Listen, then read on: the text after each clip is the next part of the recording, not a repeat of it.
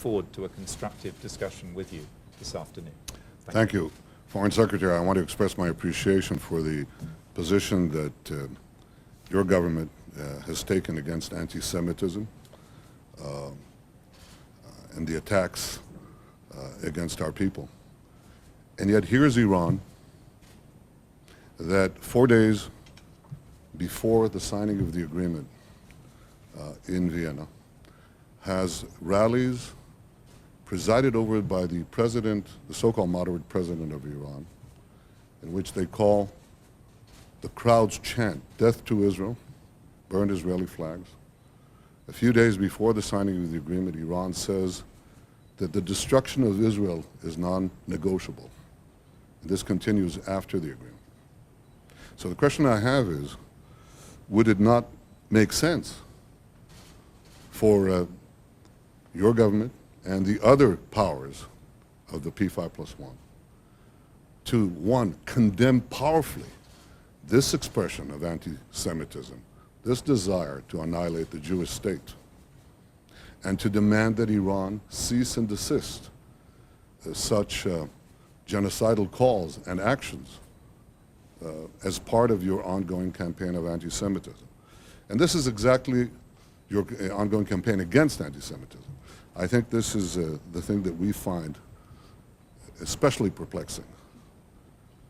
It cannot be that an unreformed, unrepentant Iran that seeks continuously to wipe us off the map, dispatches killers to kill our people, and not only our people, neighboring states as well, who share our concern, is given the sanctions relief, is given the removal of limitations on its nuclear program without changing its genocidal policies against Israel, its terrorist activities in the region and beyond the region, its commitment to exporting the Islamic revolution throughout the world. If I had to put it in a nutshell, that's our concern. We would have wanted to see a deal that says the following: Iran, you will get the easing on the restrictions of your nuclear program, and you will get sanctions relief if you change your behavior first. In fact, there is no requirement for any change of behavior on the part of Iran, which is what makes this deal so fundamentally flawed. And that's a subject I'd like to discuss with you further upstairs, if I may.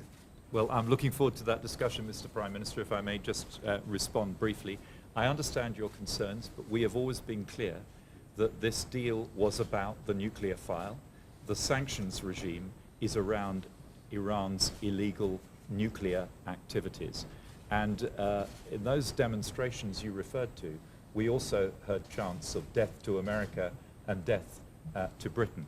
We will judge Iran not by the chants of the crowds on the streets of Tehran, but by the actions of its government and their agents around the region. And we are not naive about this. We understand that our many disputes with Iran about its regional conduct will remain and will have to be dealt with in the months and years to come. We have reasserted, the United States has reasserted our commitment to stand by our regional allies and partners and to resist interference in their internal affairs. We have not settled every dispute we have with Iran by settling the nuclear file, but by removing the threat of an Iranian nuclear weapon, we have allowed ourselves to move on to the next stage, and we look forward to cooperating with you in ensuring that we can successfully implement this agreement and then continue to work to prevent Iranian destabilization in the region. Thank you. You want another bounce of the ball? Go on. Prime one Minister, more bounce. I know you're going to have the last word anyway, so you may as well go on and have it. On the contrary. They openly call for our destruction, and they work for our destruction, which is very different from just a declaration. They surround us with missiles. They try to target us with hundreds of thousands of missiles, thousands of which have already been fired on us, Iranian missiles. So it's not just a declaration. But the interesting thing is here, that while you give them sanctions relief, you're not merely addressing, I think, in a flawed way, their nuclear file. What you're doing is also giving them hundreds of billions of dollars, which they can fuel unrestricted into their war machine, into their terror activities. That is the problem that I think accompanies this agreement. and I know from speaking to many Arab leaders that this is what concerns them as well. And my only advice is, it doesn't happen very often, it certainly hasn't happened in my lifetime, when Arabs, many Arabs, and Israelis agree, I think it's worth paying attention. Our fate is most immediately affected by this deal. And the fact that this unreformed Iran gets hundreds of billions of dollars into its coffers right away, or very soon, won't take long for these sanctions relief to take place, I think raises questions for us whether in fact what we'll get is more terrorism, more aggression, more subversion, rather than the opposite. Would you like to continue? Let's go and do it upstairs. I think what we've proved is that we don't need journalists to have a Q&A at a press conference. Thank you.